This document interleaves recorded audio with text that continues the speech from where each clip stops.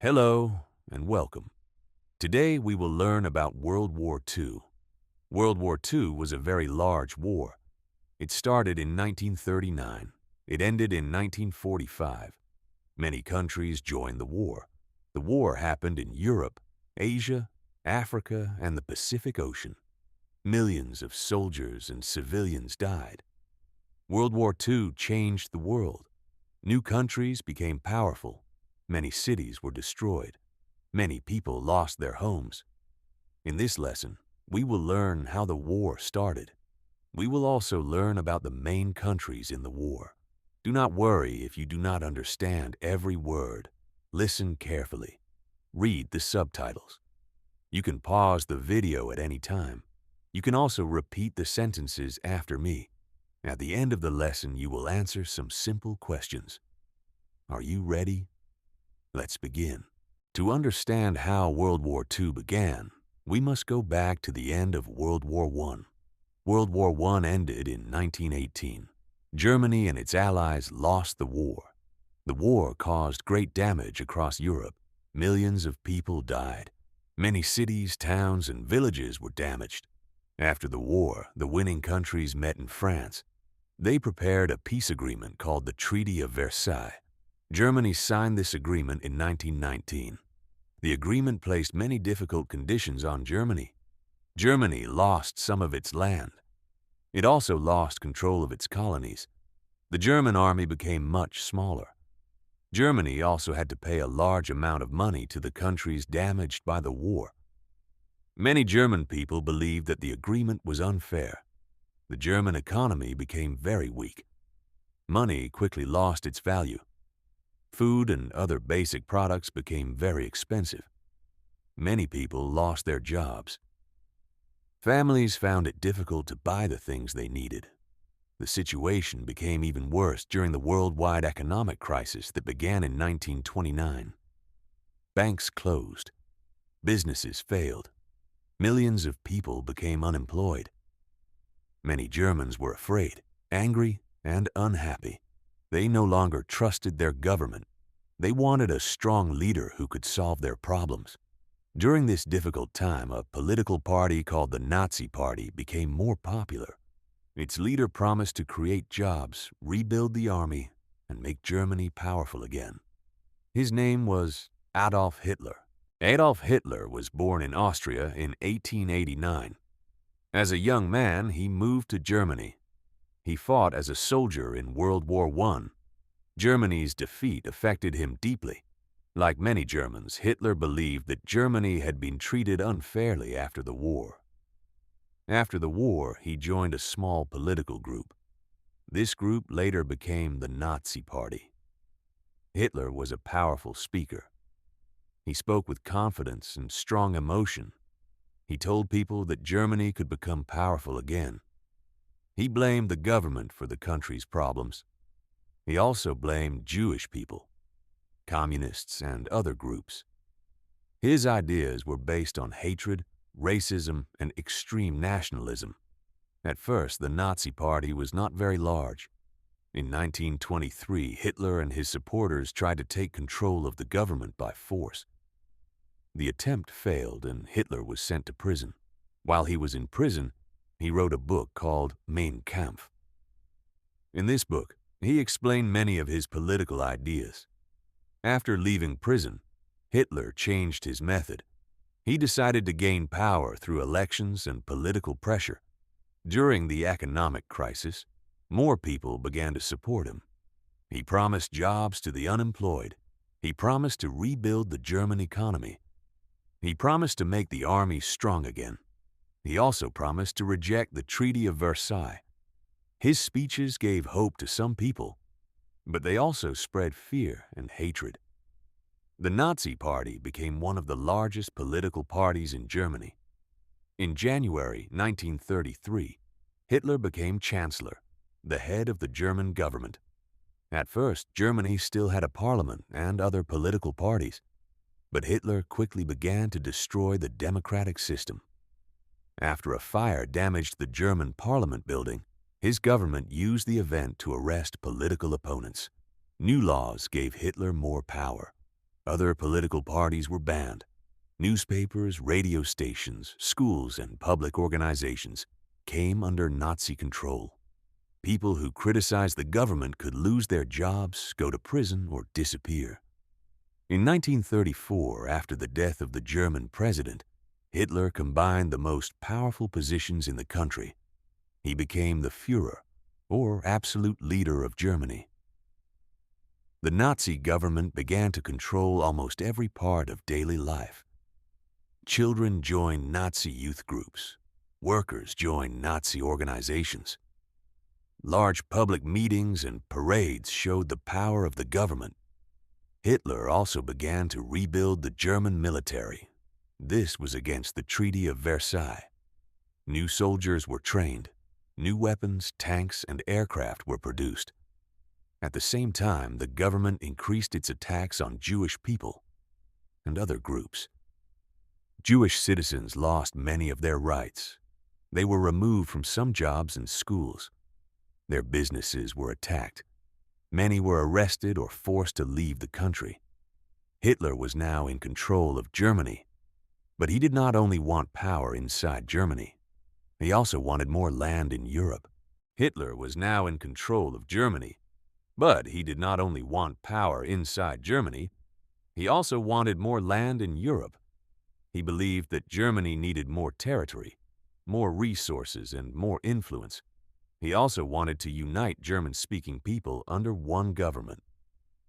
To achieve these goals, Hitler began to challenge the rules created after World War I. In 1935, he openly announced that Germany was building a larger army. This was against the Treaty of Versailles. Britain and France protested, but they did not take military action. Hitler saw this as a sign of weakness. In March 1936, he sent German soldiers into the Rhineland. The Rhineland was an area in western Germany, near France. Under earlier agreements, German military forces were not allowed to enter this area. The German soldiers had orders to leave if France responded with force. However, France did not attack. Britain also did not take action. Hitler had taken a dangerous risk, and it had succeeded. This gave him more confidence. Many people in Germany celebrated the move. They believed that Hitler was restoring German pride. 2 years later, Hitler turned his attention to Austria. Austria was an independent country, but most of its people spoke German. Hitler wanted Austria to become part of Germany. In March 1938, German soldiers entered Austria. There was very little military resistance. Hitler traveled to Vienna and was welcomed by large crowds. Austria was then joined to Germany. This event became known as the Anschluss. Britain and France again protested, but they did not use force. Hitler now believed that the other European powers would continue to avoid war. His next target was Czechoslovakia. A large number of German-speaking people lived in a border area called the Sudetenland. Hitler claimed that these people were treated unfairly. He demanded that the Sudetenland become part of Germany. The government of Czechoslovakia refused. It had a strong army and defensive positions in the region. For a time, Europe seemed close to war. In September 1938, the leaders of Britain, France, Germany, and Italy met in Munich. Czechoslovakia was not allowed to take part in the main negotiations. Britain and France agreed that Germany could take the Sudetenland. In return, Hitler promised that he had no more territorial demands in Europe. The British Prime Minister, Neville Chamberlain, returned home and said that the agreement had protected peace. Many people were relieved. They remembered the terrible losses of World War I, and they wanted to prevent another war. This policy of giving Hitler some of what he wanted in order to avoid conflict later became known as appeasement. But the Munich Agreement did not stop Hitler. It only made Czechoslovakia weaker. In March 1939, German forces entered the rest of the Czech lands. Germany took control of Prague. Slovakia became a separate state under strong German influence. This time, Hitler was not only taking land where German-speaking people lived, he was occupying another country. Britain and France now understood that Hitler's promises could not be trusted.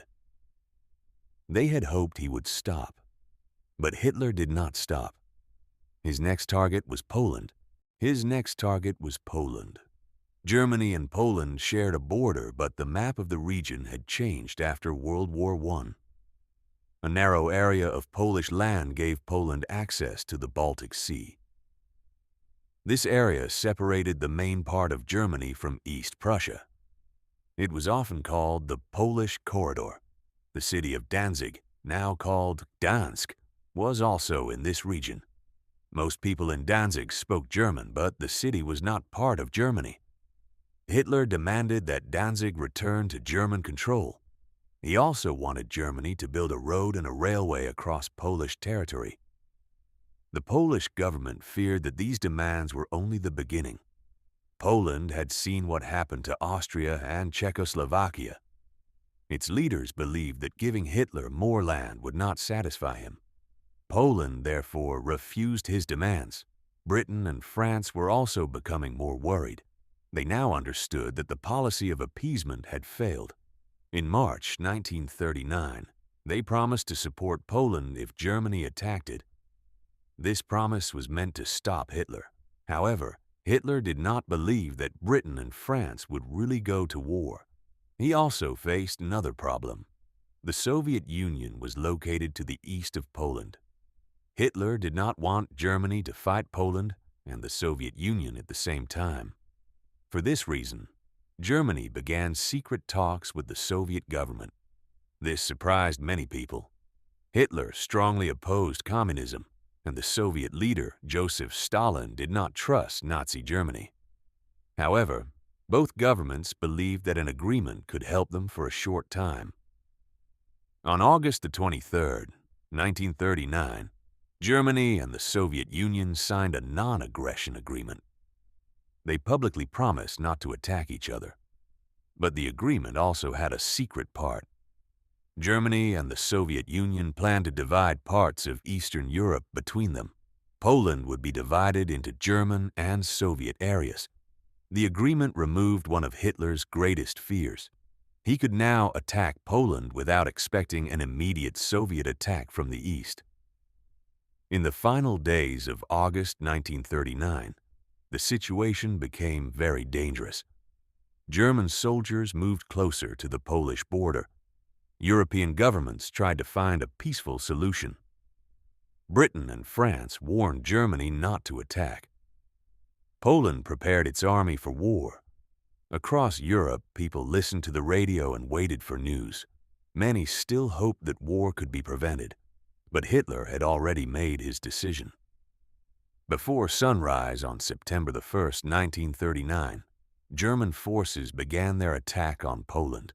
German planes appeared in the sky. They attacked roads, railways, airfields, and military positions. German tanks and soldiers crossed the Polish border from several directions. The attack was fast and carefully planned. Germany used aircraft, tanks, artillery, and mobile troops together. This method allowed German forces to move quickly and break through Polish defensive lines. Later, this style of warfare became known as Blitzkrieg or Lightning War. The Polish army fought back, but it faced many serious problems. Germany had more modern aircraft and more tanks. Polish forces were spread across a large area. Roads and railway lines were quickly damaged. Communication between military units became difficult. Many Polish towns and cities were bombed. Civilians tried to escape from the fighting. Families left their homes and moved east, hoping to find safety. The Polish government asked Britain and France for help. Both countries had promised to support Poland if Germany attacked. For 2 days, Britain and France sent warnings to Hitler. They demanded that German forces leave Poland. Hitler did not stop the attack. On September 3, 1939, Britain declared war on Germany. France declared war later the same day. The British Prime Minister Neville Chamberlain spoke to the nation by radio. He told the British people that their country was now at war with Germany. Across Europe, people listened in fear. Many adults remembered the terrible losses of World War I. They understood that another large war had begun. However, Britain and France did not immediately launch a major attack in the West. Most of the fighting remained in Poland. German forces continued to move forward from the West. Then, on September the 17th, the Soviet Union invaded Poland from the east. This attack followed the secret agreement between Germany and the Soviet Union. Poland was now fighting two powerful countries at the same time. Its situation became almost impossible. Warsaw, the capital of Poland, was surrounded and heavily bombed. Polish soldiers and civilians continued to resist, but the city finally surrendered near the end of September. By early October, organized Polish resistance had largely ended. Germany and the Soviet Union divided the country between them. The Polish government escaped and continued its work from outside Poland. Many Polish soldiers also left the country and later fought alongside the Allied powers. The fall of Poland was the first major campaign of World War II in Europe. Hitler had expected a quick victory, and he achieved one. But the attack had also created a much larger conflict. Britain and France were now at war with Germany. Europe was at war again. World War II had begun. This brings us to the end of Part 1. In this episode, we saw how the problems left by World War I helped create a new crisis in Europe. Germany suffered from economic problems, political weakness, and public anger. During this difficult period, Adolf Hitler and the Nazi Party gained power. Hitler destroyed Germany's democratic system, rebuilt the German military, and began to take control of more land. Britain and France tried to avoid another major war, but their efforts did not stop him. Hitler first challenged the agreements made after World War I. He then took control of Austria and Czechoslovakia. Finally, on September 1st, 1939, Germany invaded Poland. Britain and France declared war on Germany 2 days later. The Soviet Union then attacked Poland from the east. Poland was defeated and divided between Germany and the Soviet Union. But this was only the beginning. The war did not remain in Poland. In the following months, Germany would attack more countries. Denmark and Norway would be invaded. The Netherlands and Belgium would fall. France, one of Europe's strongest countries, would also be defeated. Britain would soon stand almost alone against Nazi Germany. In Part 2, we will follow the rapid German advance across Western Europe. We will see how Hitler won a series of fast victories and how the war entered a new and much more dangerous phase. Thank you for listening. This was Part 1 of our World War II story. See you in Part 2.